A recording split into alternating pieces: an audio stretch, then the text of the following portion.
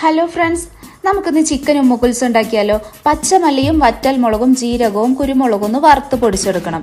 ഇതിലേക്ക് ജിഞ്ചർ ഗാർലിക്കും തക്കാളിയും സവാളയും മല്ലിയിലയും പച്ചമുളകും മുളകുപൊടി മഞ്ഞൾപ്പൊടി ഗരം മസാല വിനീഗറും ചേർത്ത് നന്നായി പേസ്റ്റ് പോലെ അരച്ച് ചിക്കനിൽ പുരട്ടി 2 മണിക്കൂർ മാറ്റിവെക്കണം. മസാല പുരട്ടിയ ചിക്കൻ കുക്കറിലൊന്ന് വേവിച്ചതിന് ശേഷം പാനിൽ ഷാലോ ഫ്രൈ ചെയ്തെടുക്കണം. ചിക്കൻ്റെ ഉള്ളൊക്കെ ഒന്ന് സോഫ്റ്റ് ആവാൻ വേണ്ടിയിട്ടാണ് ഇങ്ങനെ ചെയ്യുന്നത്.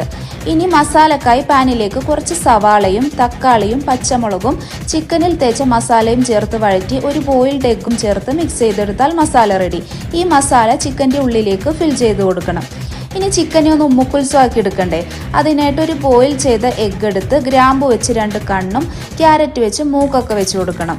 ഇത് ഒരു ടൂത്ത് പിക്ക് വെച്ച് കുത്തി ചിക്കൻ്റെ മുകളിലേക്കായിട്ട് വെച്ച് കൊടുക്കണം. ഇതിനെ ഫോയിൽ പേപ്പർ വെച്ചിട്ട് ഒരു തട്ടം വെച്ച് കൊടുത്താൽ നമ്മുടെ സുന്ദരി ഉമ്മുക്കുൽസു ചിക്കൻ റെഡി.